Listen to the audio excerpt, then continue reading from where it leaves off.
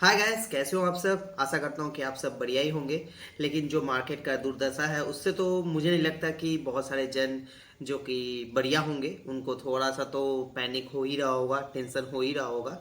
लेकिन अभी तक तो मैं आपको एक चीज़ बता दूं कि अभी तक तो जो सामने न्यूज़ आ रहा है, आज का मार्केट तो हम लोग देख लिए हैं कि किस तरह का आया है।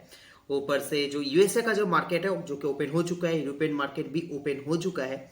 उसके हिसाब से मैं बता दूं कि भी भाई आज भी अभी तक मार्केट गिरा हुआ है। यूएस मार्केट अभी 2.10% गिर चुका है। और जो हमारे नैस्डैक है वो भी 2.33% गिरा हुआ है। हालांकि नीचे से थोड़ा रिकवरी हुआ है, नहीं तो ये इससे भी ज्यादा था। नैस्डैक तो करीबन करीबन 4% के करीब गिर गया था, लेकिन वहां से वो थोड़ा बहुत रिकवरी किया है। साथ ही साथ मैं आपको बता दूं कि जो यूरोपियन कंट्री के जो बिग कह सकते हैं जो बिग इकोनॉमिक्स है, इकोनॉमिक वाली जो कंट्री है जो कि है हमारे जर्मनी, जो कि 1.95% का गिरावट अभी भी दिखा रहा है। यूके 2.04% का गिरावट दिखा रहा है। फ्रांस 1.61% का। और यूरोप का जो स्टॉक होता है वो है 1.49% का। अभी तक तो गिरावट दिखा रहा है। साथ ही साथ हम लोग रशिया का भी चेक कर लेते हैं, तो रशिया भी 2.26 और एक और है वो है 2.35 का गिरावट दिखा रहा है।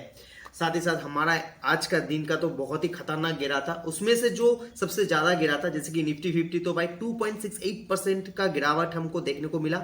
निफ्टी बैंक 2.45 और फिर निफ्टी 2.58। लेकिन सबसे ज्यादा जहां पर गिरावट देखने को मिला था वो है हमारे जो स्मॉल कैप और मिड कैप थे वहां पर। तो निफ्टी 100 जो मिड कैप था उसमें 3.55% का गिरावट देखने को मिला है।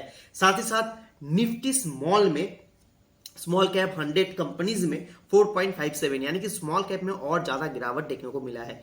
तो इसके पीछे का रीजन आपको क्या लग रहा है, पहले तो आप ये बताइए। देखिए मतलब ये जो स्टॉक मार्केट है ना, यहाँ पर एक एक चीज हमेशा ना, चीजें ना रिपीटेड होता रहता है। जो ज्यादा सबसे ज्यादा भागेगा वो उतना ही गिरेगा। सबसे ज्यादा कौन भागा था? Small cap. तो सबसे ज्यादा कौन गिरेगा? Small cap. उसके बाद कौन सबसे ज्यादा भागा था? स्मॉल कैप के बाद वो था हमारे मिड कैप। वो भी मतलब सही सही गिर रहा है। उसके बाद लार्ज कैप जो सबसे कम भागा था, अब वो गिर भी रहा है बहुत कम।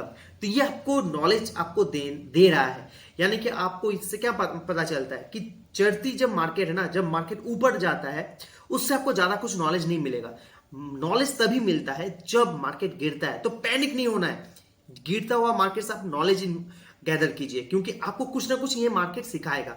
जब ऊपर उठता है तो आप पैसा बनाते हैं, जब नीचे गिरता है तो आपको नॉलेज बनाता है। तो कुछ ना कुछ आपको मिलेगा। बी पॉजिटिव, पैनिक नहीं होना है। हाँ, जिनके पास गलत स्टॉक चला गया होगा तो मेरे हिसाब से आपको पहले एनालाइज करना पड़ेगा कि जिस स्टॉक में आपने एंट्री लिया है उसका पर्पस क्या है। यदि विदाउट एनी पर्पस आपने घुसा है तो फिर उनको तो रहने दीजिए, उनको हम साइड में रखते हैं, क्योंकि वो चलती ट्रेंड में चल पड़ा है। अब ट्रेंड रिवर्स में आ रहा है तो फिर उनको दिक्कत हो रहा है। यदि आप उसमें प्रॉफिट में है तो आप निकल जाइए। और आपको लगता है कि नहीं, आप उस स्टॉक के बारे में जानते हैं और आपके बाइंग जोन के भीतर है, तो आप बने रहिए। आपके पास यदि पॉकेट में कैपिटल है और आपका बाइंग जोन के आसपास है, यदि आपके पास एवरेज करने के मतलब आपका मेंटेलिटी है कि आप एवरेज कर सकते हैं, तो आप एवरेज कीजिए। अच्छा स्टॉक है, आप उसको लॉन्ग टर्म के लिए होल्ड कर रहे हैं, तो आप रख सकते हैं।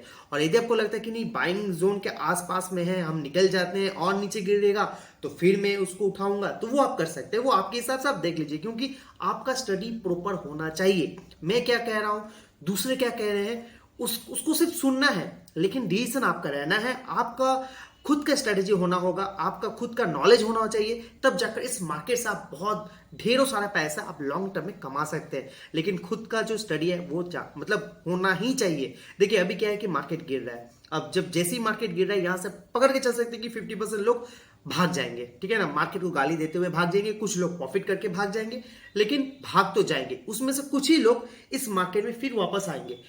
मतलब कुछ लोग में से कुछ स्टडी करके आएंगे, तो कुछ फिर वो सुन सुना के, मतलब जो प्रॉफिट में भागे हैं वो फिर सुन सुना के वो फिर से इस मार्केट में एंट्री लेंगे।